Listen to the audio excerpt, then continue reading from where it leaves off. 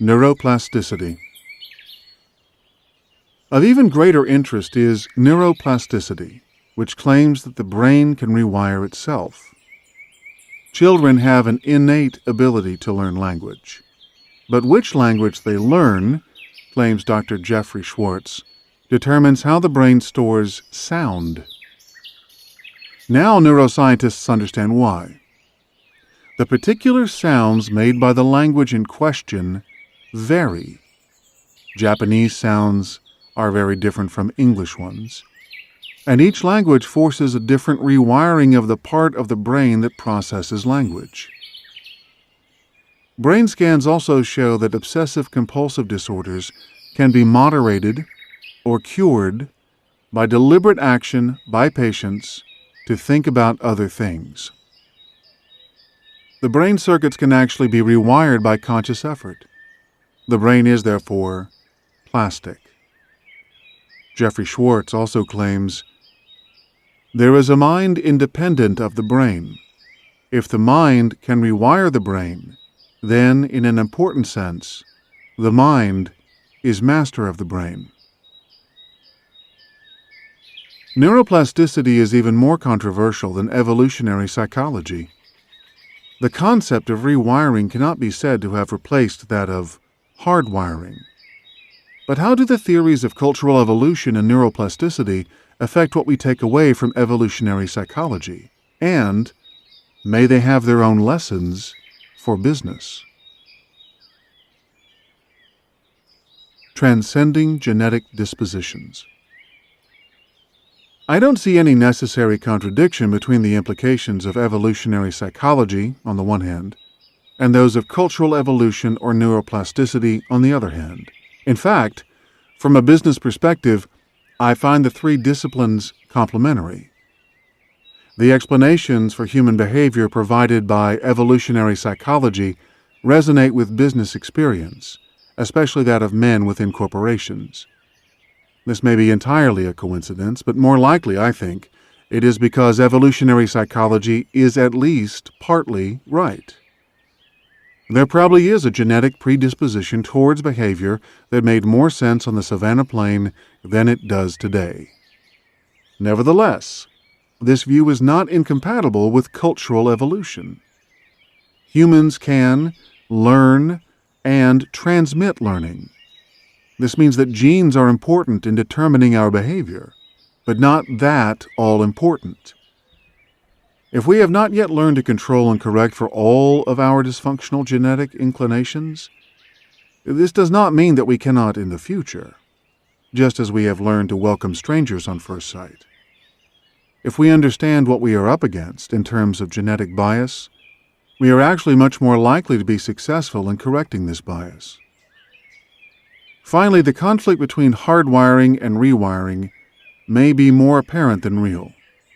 Why can't we be both hardwired and capable of rewiring at least part of this hardwiring? Clearly, the brain is not totally plastic, but why should it be totally hardwired? And even if we really are totally hardwired, it may be functional to believe the opposite. We can change our behavior even if we cannot change our genes or our brains. I am confident that it could be empirically proved that fatalistic business people are less successful than those who believe in free will.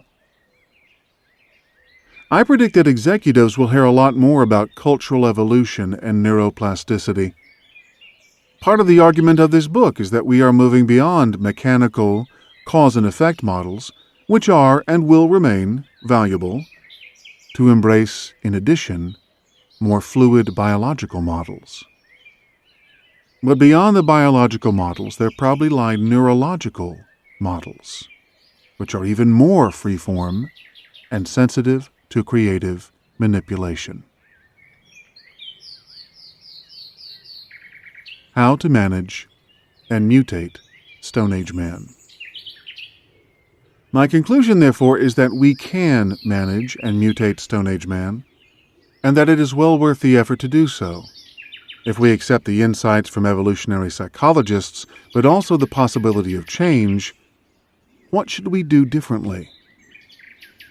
Here are some suggestions. 1. We should recognize ourselves and our colleagues as we are. 21st century imposters, driven by Neolithic genes. The genes are sometimes helpful to business, as when they facilitate cooperation, but are generally a nuisance. They obstruct commercial progress and the good of our firms and our careers. 2. We should start with ourselves. We have met the Flintstones, and they are us. We should make continual and vigorous attempts to correct for our dysfunctional tendencies, like the undue avoidance of risk, the rejection of criticism, and the tendency to jump to conclusions about people on the basis of first impressions. 3. If we wish to influence other people, we cannot appeal only to their reason. We must be skilled at baser appeals to their emotions. If we wish to manage people, we must manipulate their primitive propensities. There are a number of structural remedies that help simulate the Stone Age clan, based on the general proposition that, all other things being equal, large, complex, and disparate organizations will never work as well, economically, as smaller, simpler, and more homogeneous ones. Try these 3 remedies. First, we should accept that the natural capacity of a cohesive unit is up to about 150 people, the size of the largest hunter-gatherer clans. When a unit holds fewer than 150 people, everyone can know everyone on first-name terms.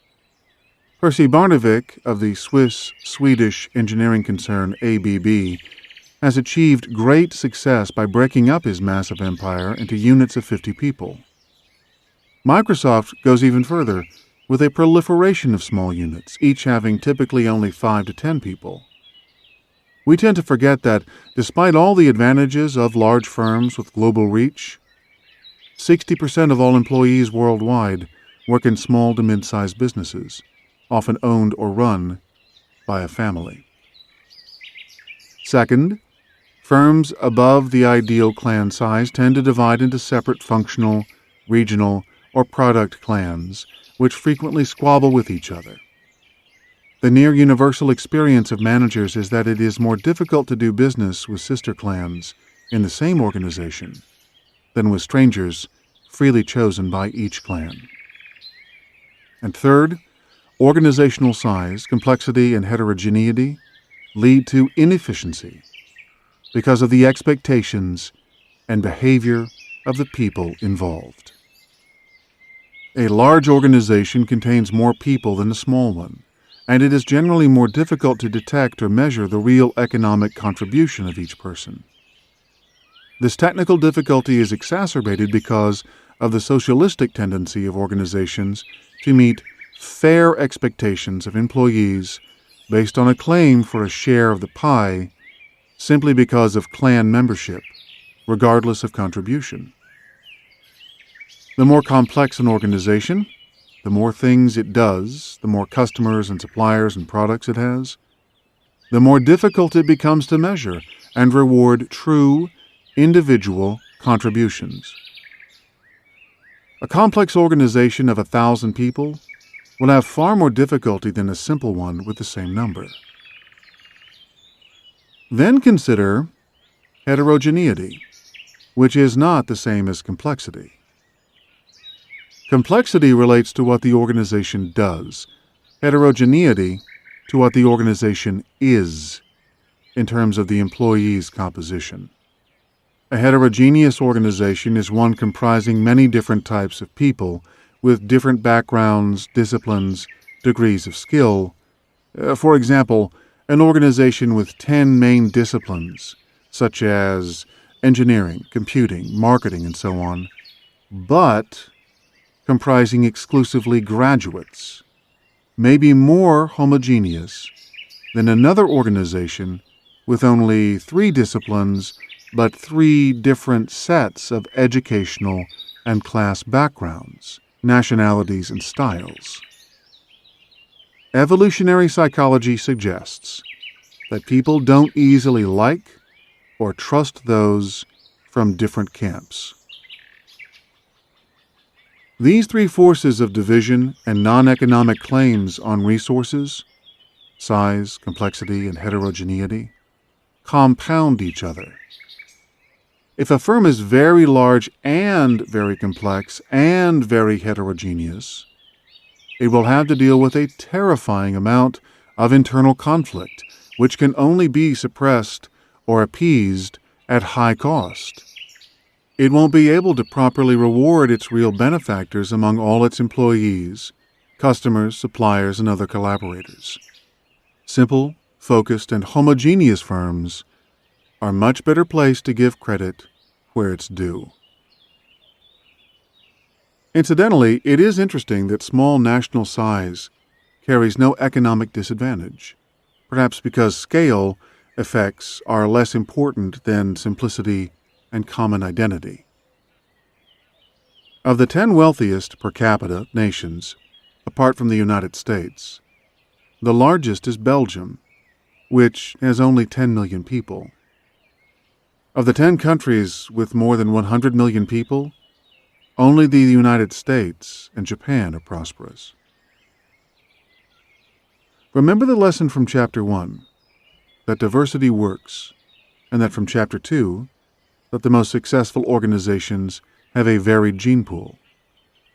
How do we synthesize these insights with those from evolutionary psychology? I think we have to conclude, whether we are thinking of organizations or of societies, that heterogeneity is enormously valuable, but that it needs to be managed. Our genes are not cooperative or functional in this respect, so we need to interpose management mechanisms, culture, and vigilance to keep reminding ourselves of the value of variety. I think there is a second point, too. Heterogeneity goes against our genes, yet is valuable. But the size and complexity of many organizations also go against our genes and have no compensating benefits. The best solution is to have small, simple, and heterogeneous organizations. So yes, we can manage and mutate Stone Age man. We manage by manipulating and correcting for our primitive instincts. We mutate by changing the business context to capitalize on the good parts of our genetic heritage and to minimize the damage from the harmful parts. Only by recognizing what we are up against can we raise our managerial game. Summary. Evolutionary psychology lights up the lunacies of business life. Forget the organizational charts and the idea that cooperation is a rational economic entity. Gaze instead on a seething cauldron of oversized egos preying on submissive souls, where appearance and confidence can crowd out substance and contribution, where conformity to the clan and hostility to other clans undermine rational decisions, and where risk is routinely avoided until panic sets in. Evolutionary psychology explains why large organizations are so difficult to change, and why we cannot be relied on to act in our own best interests.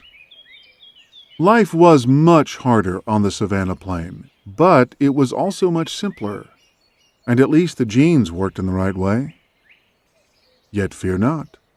Cultural evolution tells us that we develop and imitate more successful economic formulae, starting with firms that are small and simple. Neuroplasticity says that we can rewrite our own brains by deliberate acts of will. Our Neolithic genes are not our best friends, but they need not be our masters. The sophisticate's revolt is at hand, fueled equally by scientific reason and self-friendly willpower. Action implications. 1. Manage and mutate Stone Age man. Starting with yourself. Listen to criticism. You have no need to defend yourself. Allow second and third impressions to overrule first impressions. Take more risks If the upside, value times probability, exceeds the downside, do it. If in doubt, do it. The one exception is not to take risks when things are going badly. Don't panic, just cut your losses and get out. Don't be a prisoner to your emotions. Don't make decisions in the heat of the moment. Take time to calculate what is best for you. Don't thump your chest. Don't draw attention to your perspicacity or achievements. Don't tell people that you were right. When you are successful, beware. Don't believe that you are infallible. Remember how important luck is. Expect reverses and take them in your stride. 2. Capitalize on the genetic predispositions of others. Act confidently, even when you are not confident, but don't believe your own propaganda. If you have an insight and want to lead, even among equals or superiors, go ahead and lead. Most people like to be led. The informal hierarchy is more powerful than the formal one. Be careful to present yourself so that others' first impressions correspond to what you want. If you want them to think you dynamic, move fast. If you want to appear scholarly and reflective, wear tweed coats and glasses. Wear your facade with pride. Be friendly and warm, especially when first meeting someone. Try to read their mind and empathize. Be willing to gossip. Share information. Build trust. Don't criticize other people to third parties. Try to avoid direct criticism of someone. Always praise first to make them receptive. Criticize actions, not the person. Only openly disagree with those below you in the pecking order. Otherwise, use the venerable line, "I agree with you, but..." Build personal alliances through the organization, especially in unlikely places. If you're an engineer, hang around marketing until they accept you as one of them. Realize that reputation is more important than performance. Reputation is 3 parts: identification/empathy, and 1 part competence. 3. Manage Stone Age folk appropriately. Expect and correct for irrationality. Be aware that the hierarchy may induce conformity and blindness to reality. Use formal hierarchy sparingly and encourage dissent. Don't promote authoritarian characters to positions where awareness of the outside world is important. When hierarchy is subverted by an unofficial pecking order, don't try to resist. Don't seek to eliminate all forms of hierarchy. Don't expect delayering and single-status workplaces to usher in a new age of egalitarianism and democracy, or empowerment to generate initiative. Allow the natural rhythm of leadership and followership to operate. Allow people to work together naturally, selecting their own ad hoc alliances and teams. Be profligate and universal with status awards. Status is like flattery. No one is too smart or savvy to avoid its charm. Give special responsibilities, such as leader of Project Team X. Identify and celebrate unusual achievements, such as beyond the call of duty service to customers. Encourage the natural tendency towards internal cohesiveness. Talk about colleagues, not employees. Encourage colleagues to say we, not I. Us, not you. Anticipate hostility towards outgroups. Focus it on competitors rather than other departments or functions within the firm. Sometimes hostility is focused on another outgroup, the customers, with obvious consequences. Reserve your most severe sanctions for discouragement of this behavior.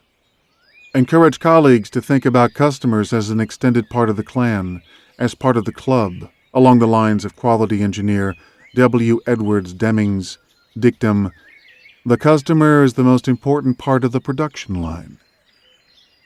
Encourage all employees to see as much of customers as possible, because familiarity breeds affection. Counter the outgroup feelings between different parts of the organization by forming cross-group project teams to achieve worthwhile ends. Make the teams as heterogeneous as possible. Rotate people's jobs internally, with the explicit aim of putting different types of people into each clan. For example, marketing people into manufacturing. When hiring, ensure that everyone guards against first impressions and the clone mentality. Don't allow anyone to give their impressions of candidates to someone who has not yet interviewed them. Use objective testing and outside assessment.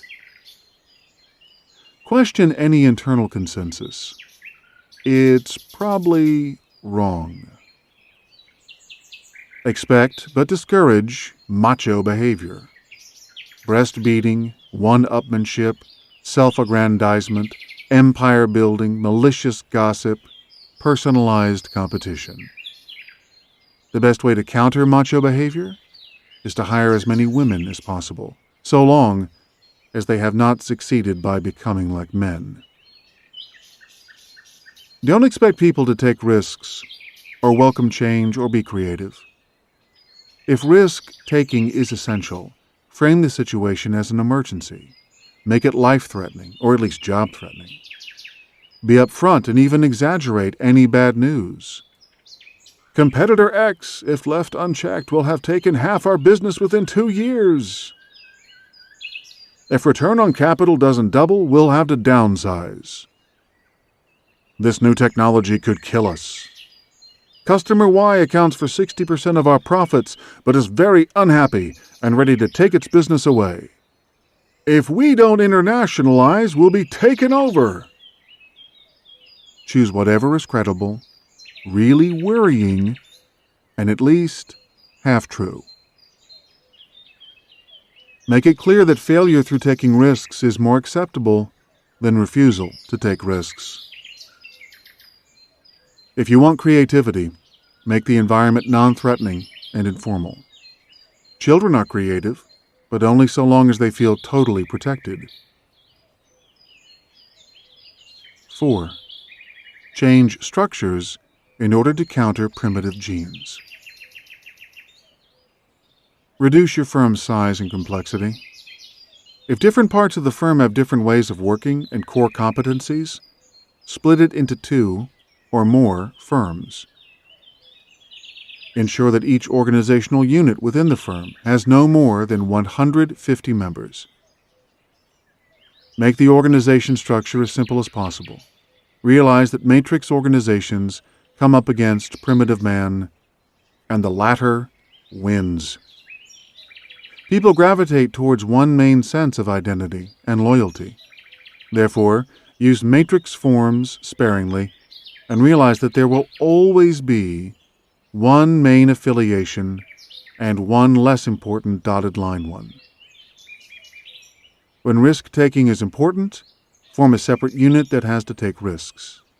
Make it clear that membership of the unit is temporary and that there is a way back to the parent whether the fledgling business succeeds or fails. And finally, 5. Use the specter of competition to rally your troops, but avoid fighting. Realize that business is not war, or that if it is, that fact is purely for internal consumption.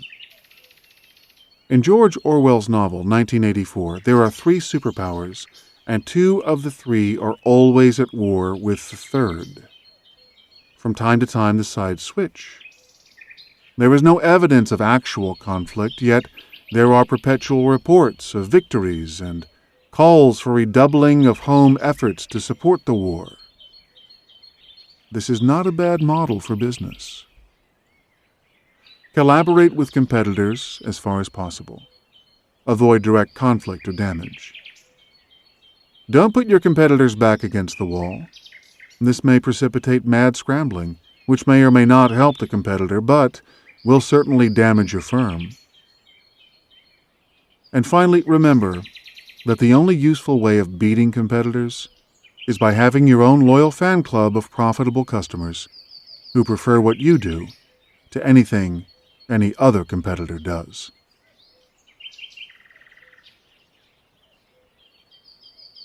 Chapter 5. On Resolving the Prisoner's Dilemma. If men were actuated by self-interest, which they are not, except in the case of a few saints, the whole human race would cooperate. There would be no more wars, no more armies, no more bombs. Bertrand Russell. Game theory.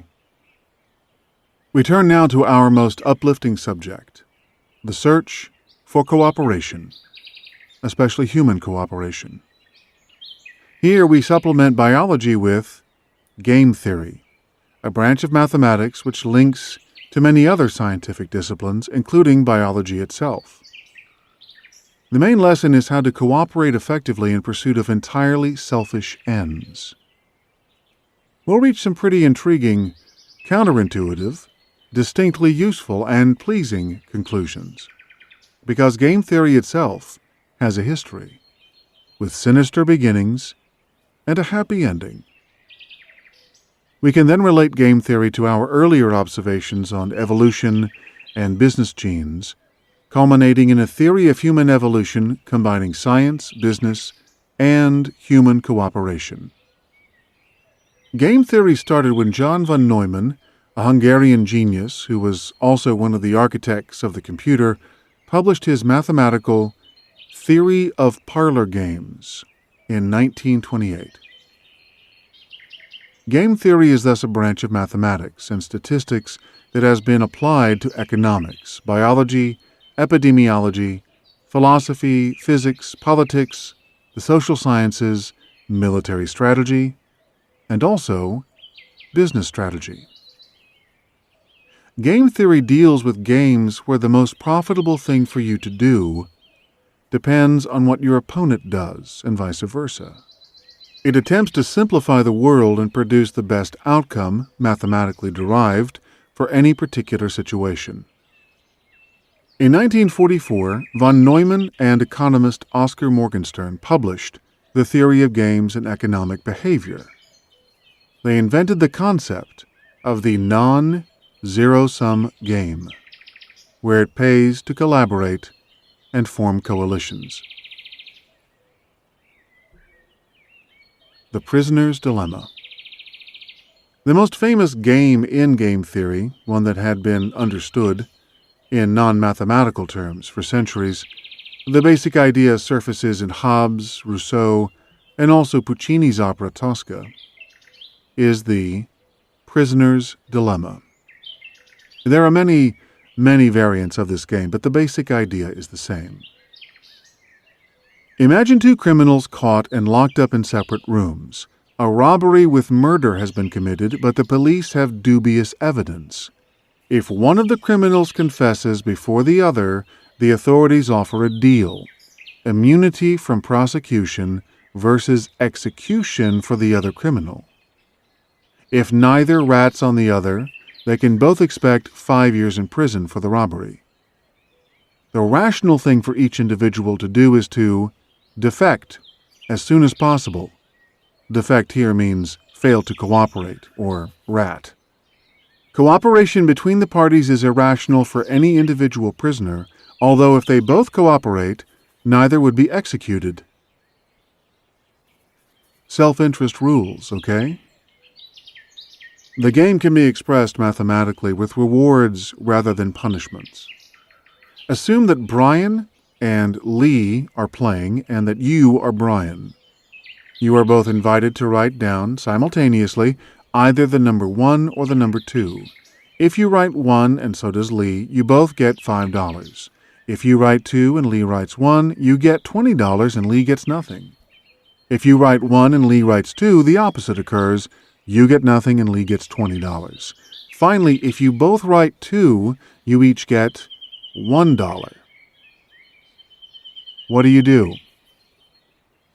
You'll probably write down 2, reasoning as follows. If Lee writes 1 and you write 1, then you will win $5. But if you write 2 and Lee writes 1, you'll win $20. So 2 is better than this case. What happens if Lee writes 2? If you write 1, you'll get nothing. But if you write 2, at least you'll get $1.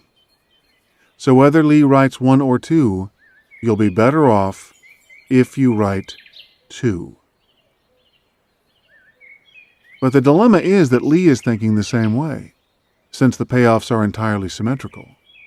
If he follows self-interest, he'll also write 2. So you end up with $1. Yet if you had cooperated, you could each have $5. The conclusion of the prisoner's dilemma Mark I is that although mutual cooperation may be in everyone's aggregate interest, self-interest will tend to predominate, to society's disadvantage. The prisoner's dilemma was formalized as a game in 1950 by the Rand Corporation in California. It was soon realized that the world was full of prisoner's dilemmas. Trees in tropical rainforests spend all their energy growing towards the sky rather than reproducing. If the trees could agree not to grow more than 10 feet tall, each tree would still enjoy the same sunlight, and they could divert the surplus effort into tree sacks. But they don't. The conclusion of the prisoner's dilemma, up to the late 1970s, was deeply depressing. The economics of the past 200 years had been built on self-interest, yet now it appeared that self-interest was suboptimal. The dilemma was that it was inevitable. This appeared, too, to be confirmed by a lesson from evolution, the Red Queen effect, which has also been called the evolutionary arms race. The Red Queen effect. In Lewis Carroll's Through the Looking Glass, the Red Queen has to run as fast as she can just to stay in place. This is similar to running up an escalator that's going down. It's also how evolution works in animals. Lions chase antelopes, lynxes chase rabbits. Over time, the antelopes and the rabbits get faster. Why? Because the antelopes and rabbits that are faster than their peers survive longer and pass their genes on to the next generation. This is great for antelopes and rabbits, but it doesn't improve their position vis-a-vis predators. The same improvement in speed happens via natural selection for the lions and lynxes. So the 99th generation of rabbits flee faster from the 99th generation of lynxes, yet are in no less danger than their ancestors. Richard Dawkins calls this the evolutionary arms race. There is constant escalation and improvement in the arms of both sides of the predator-prey divide, but no change in relative position. Unfair to antelopes and rabbits? Maybe. That is the price of progress via natural selection. The evolutionary arms race applies to business, too. Executives today work much harder and much longer hours than they did when I left university. There is no net individual advantage in this. Executives and firms have to keep getting better just to stay where they are. If an organization bucks this trend, it manages to hold market share despite not improving what it offers customers. This must mean that it's not a competitive marketplace. How long will this last? If you went through the business plans of the 5 largest competitors in any market, it's almost certain that all 5 would be planning to gain market share. Each company is going to be better than it used to be, so it'll get more business, won't it? This seems such a reasonable assumption, yet it is plainly impossible for everyone to gain share. The business plans fail to factor in the Red Queen effect. No one else is going to stand still. Your market share escalator is programmed to go down, and doing things better may only keep you where you are. But is there really no escape from the evolutionary arms race? For animals other than humans, no. But for humans, And for business, it may be different. The Prisoner's Dilemma Revisited. The evolutionary arms race occurs for precisely the same reason that the prisoner's dilemma can lead each individual to act against the collective interest, which is the inability to cooperate. If lynxes could cooperate with rabbits, they could call a moratorium on getting faster and devote their evolutionary efforts to some more beneficial objective.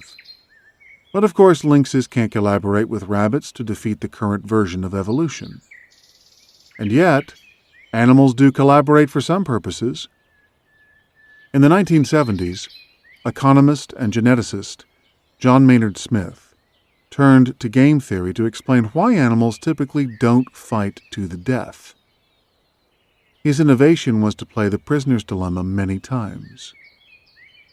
By playing a version of the prisoner's dilemma with hawks playing doves and replaying the same many times, he showed that the best results were obtained by retaliator, a dove that turns into a hawk when dealing with hawks. Initially, Maynard Smith was ignored. Then game theorists started using computers to play Prisoner's Dilemma games over and over. In the late 1970s, tournaments were organized with competing computer programs that played the game 200 times. To general surprise, the nicer or more cooperative programs tended to win. The strategy that came out top was tit for tat, devised by Canadian political scientist Anatole Rappaport. Tit for tat was similar to retaliator.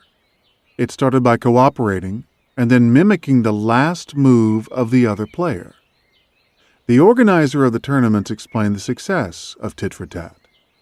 They said, "What accounts for tit for tat's robust success is its combination of being nice, forgiving, and clear. Its niceness prevents it from getting into unnecessary trouble. Its retaliation discourages the other side from persisting whenever defection is tried.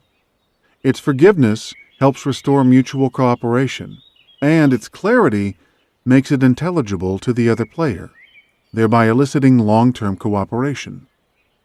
Long-term advantage often requires cooperating players to take turns in collecting the payoff. I let you win the biggest prize this time, perhaps taking nothing for myself, if you let me take the biggest prize next time."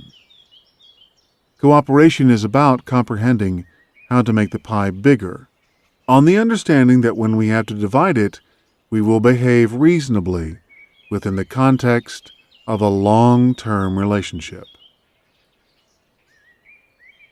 Ridley's Theory of Social Coagulation. In 1996 came one of the most important books of the decade, Matt Ridley's The Origins of Virtue. This is a thesis on cooperation and virtue, drawing lessons from biology and economics. It also has profound implications for business. Ridley gives a unique twist to the ideas of the selfish gene and evolutionary biology. He argues that society is a product of our genes and our evolution.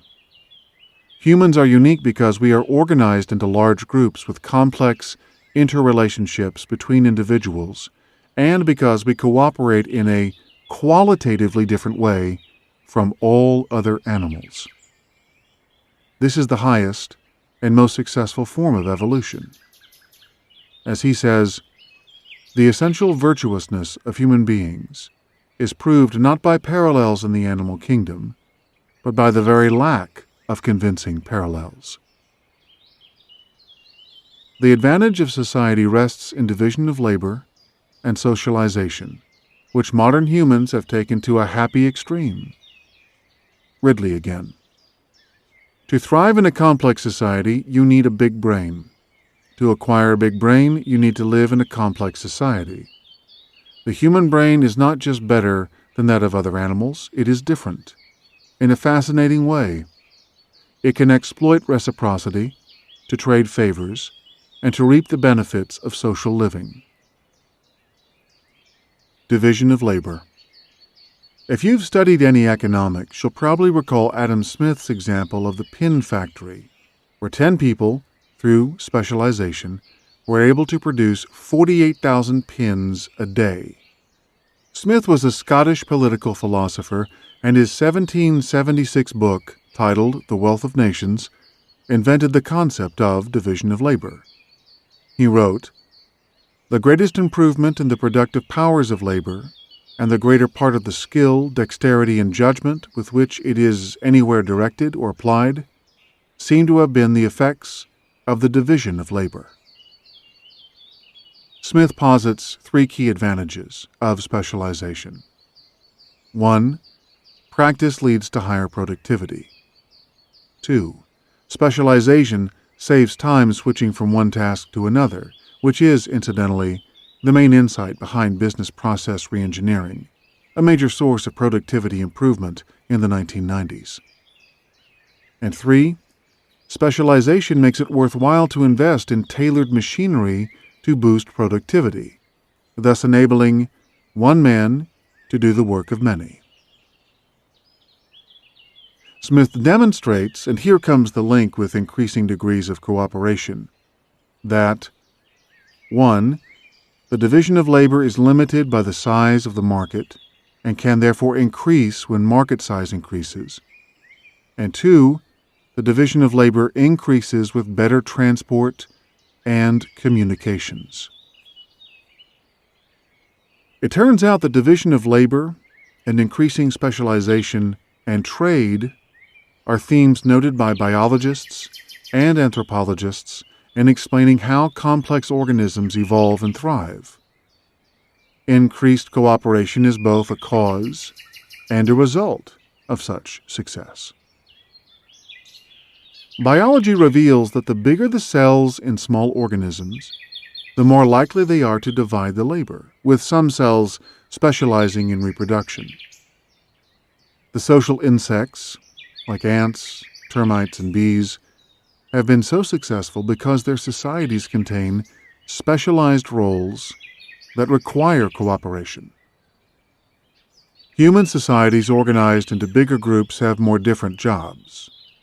The isolated and now extinct Tasmanians had only 2 castes and lived in groups of 15 or fewer. But the Maoris, who live in groups of up to 2,000, recognized 60 different professional roles.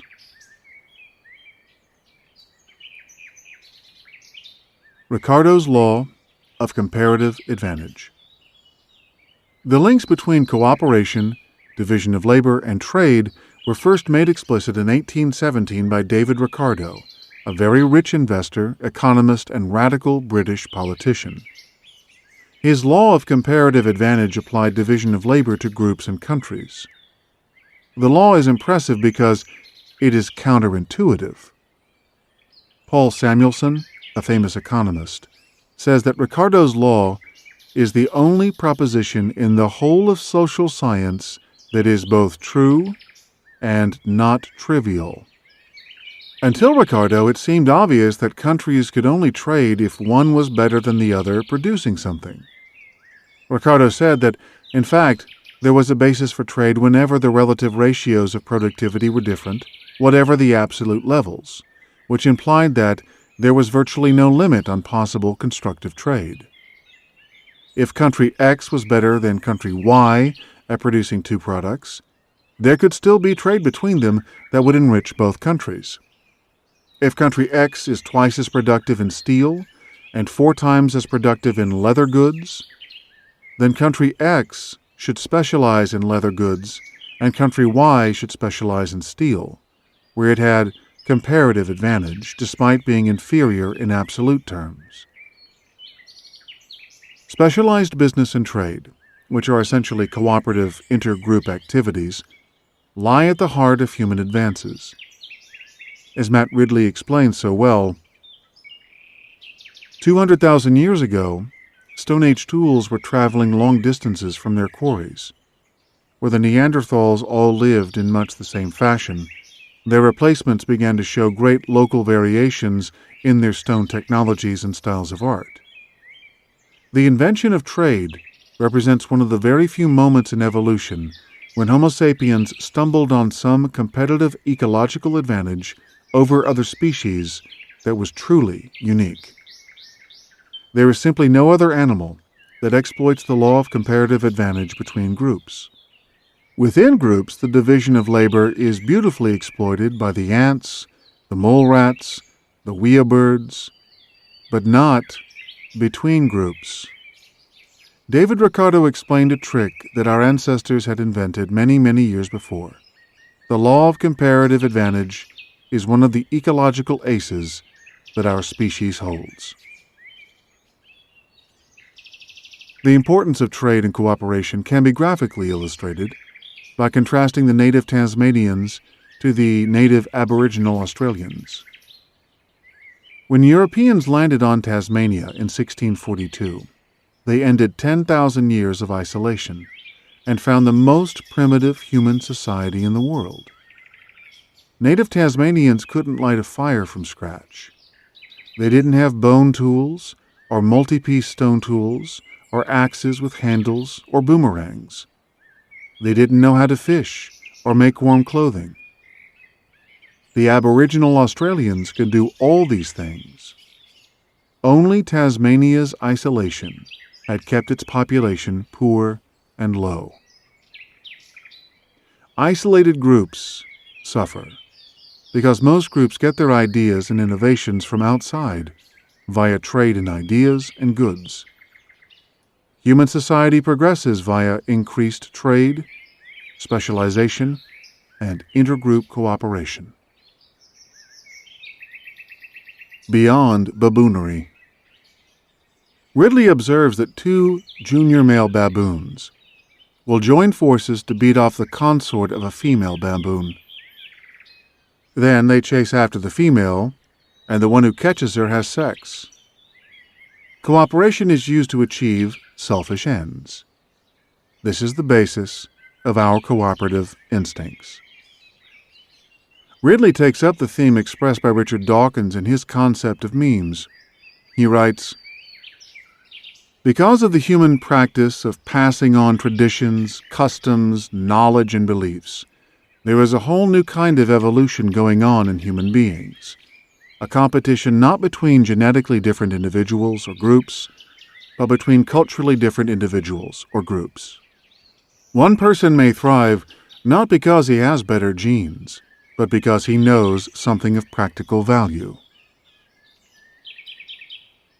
Selection between groups happens, and the cooperators grow at the expense of the non-cooperators. Hence, the former expand. The history of humanity is one of ever-increasing and ever more complex interrelationships. Society is not an artificial construct or a tyranny, but the highest form of evolution. What drives progress is increased specialization and increased trade. I believe that technology is a semi-independent variable too, part of the great trinity that drives progress.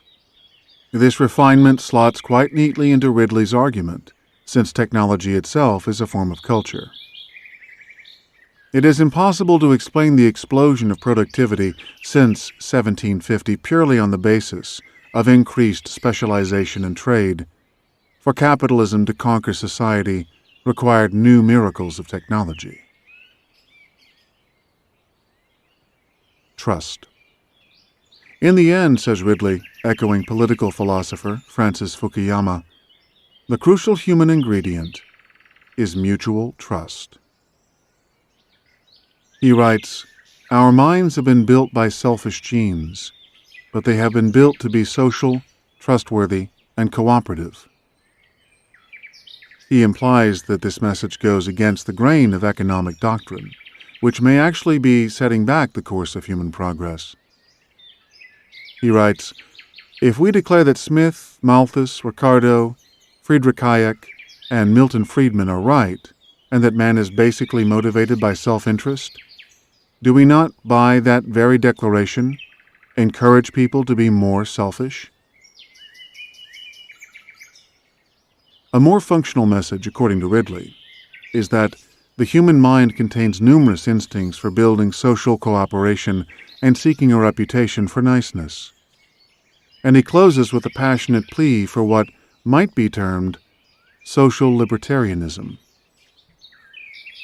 He writes, "The roots of social order are in our heads. We must build our institutions to draw out those instincts. Preeminently, this means the encouragement of exchange between equals. Just as trade between countries is the best recipe for friendship between them, so exchange between enfranchised and empowered individuals is the best recipe for cooperation.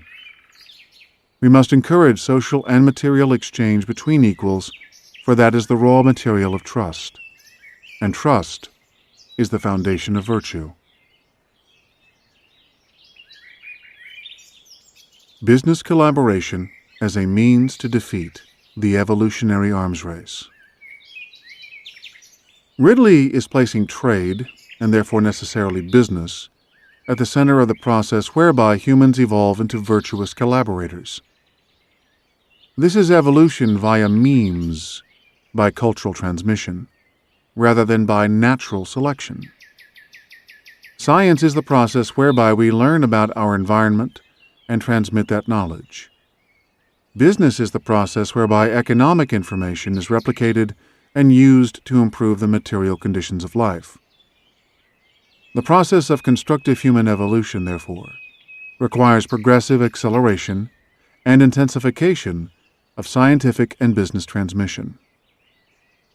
Individuals and society become progressively more complex and differentiated, increasing the extent of interdependence and trade between individuals and groups of individuals.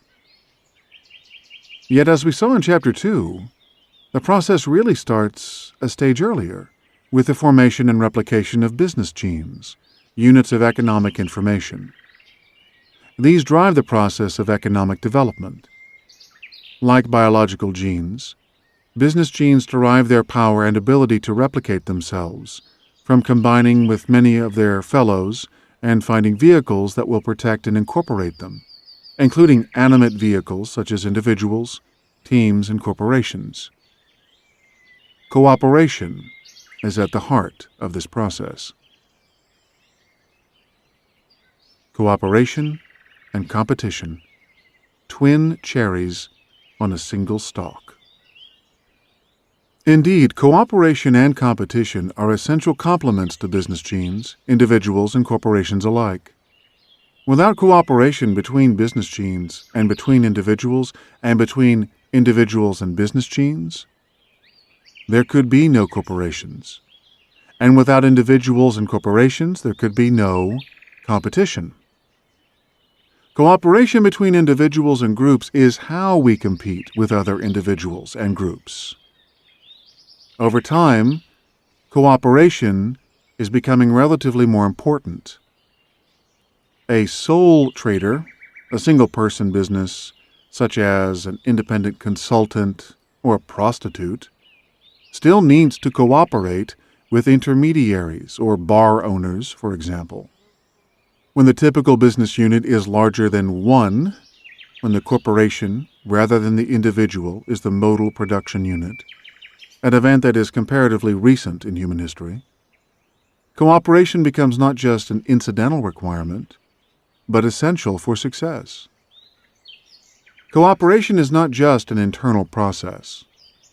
Increasingly, it occurs externally, beyond the boundaries of the organization, and beyond geographic boundaries too.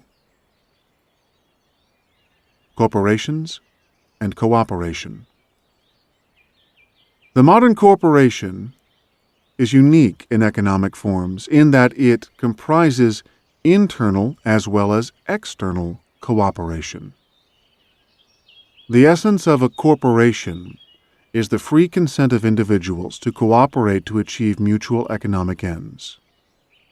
A corporation is not a press gang or an army. The corporation does not own the employees.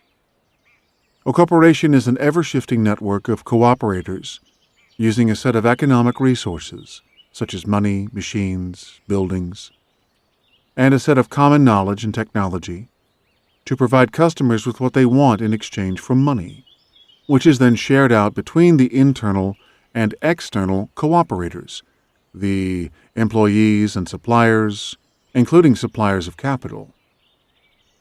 What makes the corporation work is a web of free cooperation, operating at many levels and with a subtle and unstable texture. The relative success of corporations is not just a function of how well they compete with or avoid each other, but of how well they craft or contrive, organize is too organized a word, the multi-level process of cooperation. Because cooperation is an instinctive and emotional rather than rational response, there is another currency that is important in eliciting cooperation, which supplements the currencies of cash and reason. The currency of cooperation is emotion, commitment, trust, and love. There are probably two species of successful corporation: those that are excellent at the currencies of reason and cash, and those that are excellent at the currencies of emotion, commitment, trust, and love. These correspond to the excellent competitors and the excellent cooperators. It's easy to recognize which companies are in which camp. The excellent competitors include, in their heyday, ITT under Harold Grennan, GE before Jack Welch, IBM before the fall, Hansen before its demerger, Ford, most oil companies, GlaxoSmithKline, Monsanto, and any companies that are cold, efficient, and low cost. The excellent cooperators include companies that inspire significant affection in their customers, employees, and suppliers. The Body Shop, CNN, Federal Express, Hewlett-Packard, Johnson & Johnson, Levi Strauss, Matsushita, Viking Direct, and Virgin. Many family-owned or family-run companies fall into this category. The personality of the founders often infuses the spirit of firms that are excellent cooperators. Some companies, admittedly, like McDonald's or Microsoft, seem to have a foot in both camps. They are ruthless and low-cost machines. Their employees may generally have ambivalent attitudes to the firms. The Windows 98 project was dubbed the Death March by Microsoft employees. But they are popular with customers. It would be naive to expect any company to be successful forever, or to have a very simple explanation for success that is related purely or largely to its processes and culture, ignoring the somewhat independent strength of its technology, know-how, brands, market position, and other structural factors. Nevertheless, a reasonable hypothesis is that unusual skill in crafting corporate cooperation is one important ingredient in or route to success. It can also be plausibly argued that skill in cooperation, if not yet obligatory, is becoming increasingly important. As employees become better educated and wealthier, the balance of power between the corporation and the individual shifts in favor of the latter. Gaining the cooperation of the best employees may be the ultimate frontier in competition, at least in knowledge-intensive companies. Some statistical support for the importance of cooperation is provided by a study undertaken by the Business Roundtable and quoted by Robert Waterman. A 30-year study of socially responsible companies, presumably excellent cooperators, showed that they outperformed the Dow Jones Index by 7.6 times. The theory of co-opetition. In 1996, Barry Nailbuff of Yale School of Management and Adam Brandenburger of Harvard Business School put forward the theory of co-opetition, which aims to combine competition and cooperation. They provide a very useful way for thinking about the two activities. 1. Cooperation is how we create value, how we create the pie. And 2. Competition is how we capture value, how we grab our slice of the pie. Drawing on game theory, Nailbuff and Brandenburger say that business is a game where, in order to create value, the company needs to relate to other players. To the conventional categories of customers, suppliers, and competitors, they add the complementer, the previously overlooked counterpart to the competitor. Microsoft and Intel are complementers. Microsoft's sophisticated software packages require ever more powerful chips from Intel. The chips, in turn, make the software feasible and economic. Sometimes direct competitors are complementers. If, for example, they draw in more customer traffic to a shopping mall. As we'll see later, all networks, like telecommunication systems, transport systems, or the Internet, benefit greatly from increased traffic. It follows that the actions of direct competitors, if they enlarge the size of the market, actually benefit all the other competitors. Nailbuff and Brandenburger provide a mnemonic, PARTS, parts, to help apply game theory to business.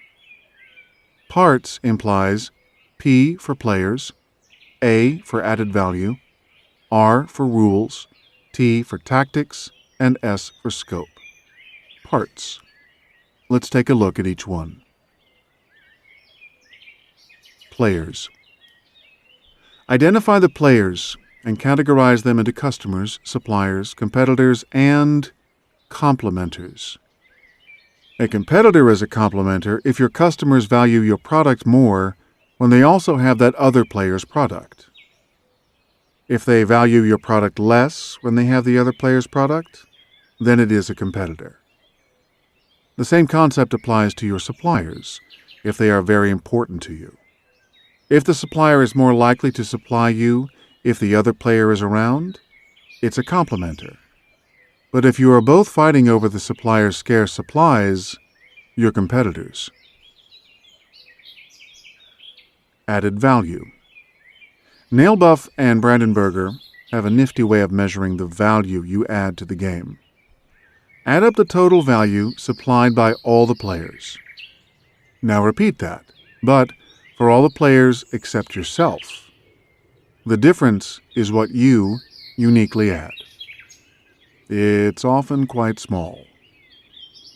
Your strategy, and in particular whether you encourage or rebuff cooperators, can determine how much value there is in the system. Nailbuff and Brandenburger do not say that it is always better to cooperate.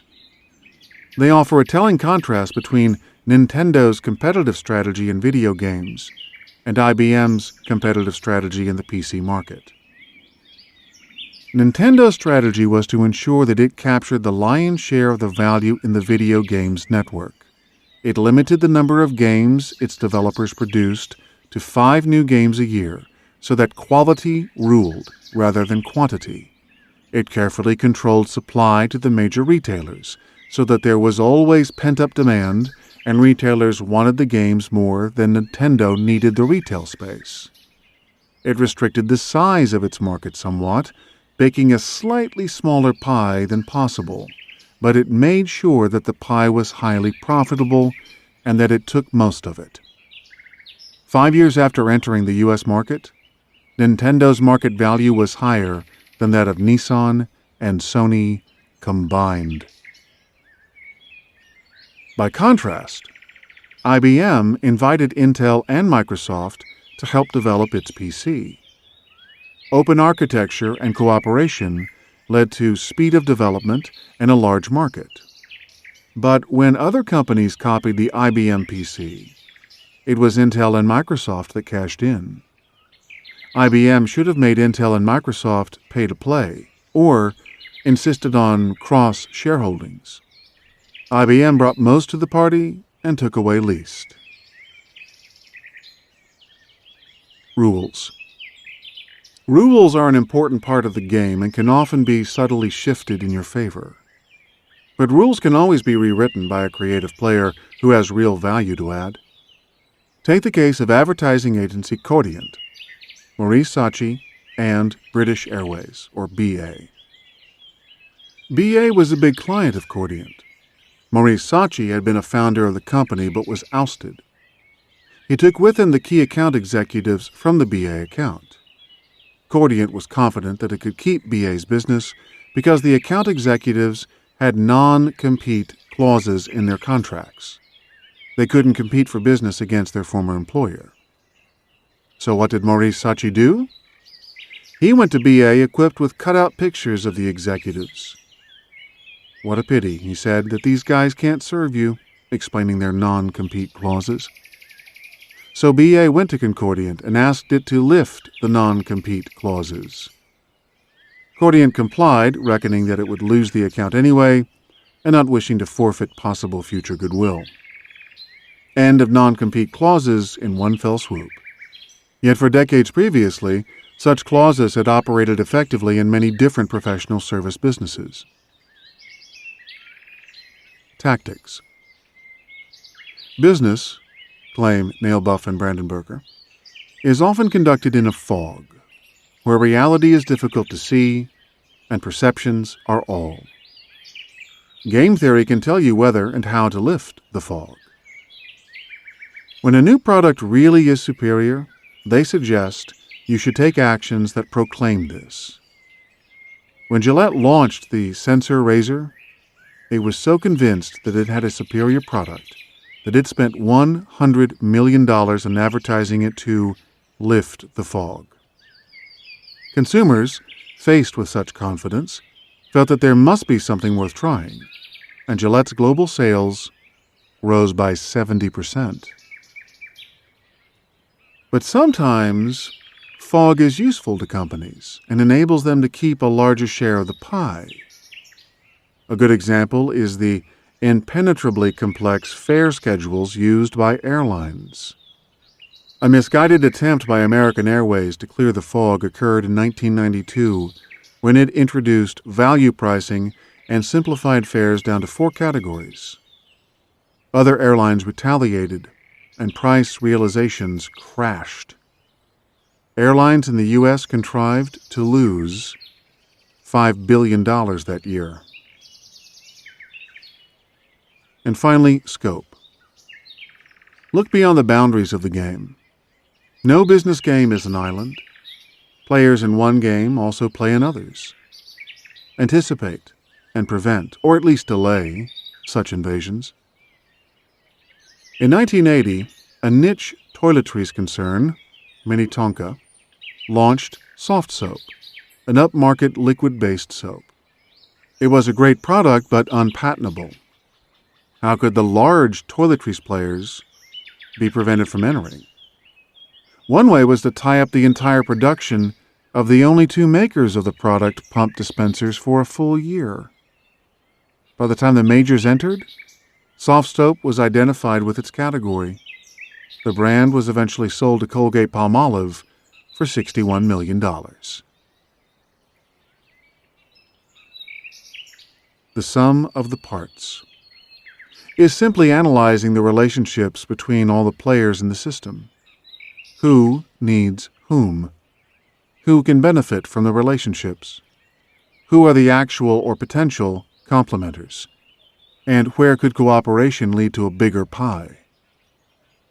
Even where competition would deliver more value to the corporation than cooperation, adversarial tactics may subtract more value than they add.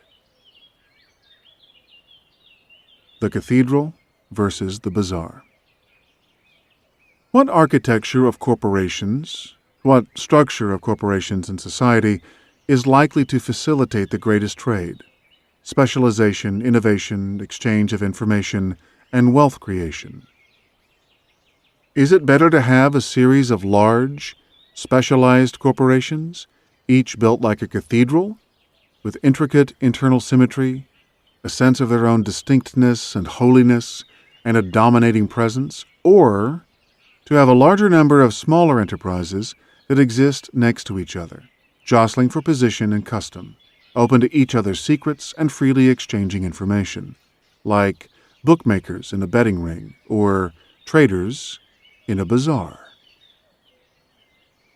Equally, is it better to have a centralized polity covering a wide continent like Europe, North America, or Asia, or to have a series of small independent states?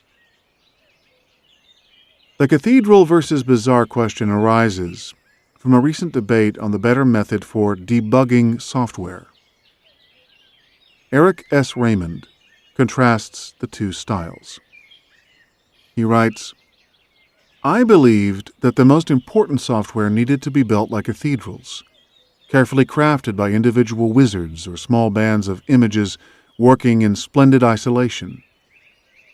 Linus Torvalds' style of development, as practiced in his software engineering firm Linux, release early and often, delegate everything you can, be open to the point of promiscuity, came as a surprise. No quiet, reverent cathedral-like building here. The Linux community seemed to resemble a great babbling bazaar of differing agendas and approaches, aptly symbolized by the Linux archive sites, who take submissions from anyone, out of which a coherent and stable system could seemingly emerge only by a succession of miracles." Linus Torvalds believes that bugs are best fixed by being identified and later corrected by as large a number of people as possible, the identifiers and the fixers typically not being the same people. This gives rise to Linus's law, which is, given enough eyeballs, all bugs are shallow. Another way of expressing it is, debugging is parallelizable. In software debugging, the bazaar is often better than the cathedral, because an unseen army of collaborators comes to the rescue of the corporation, and many different corrections and improvements can proceed in parallel.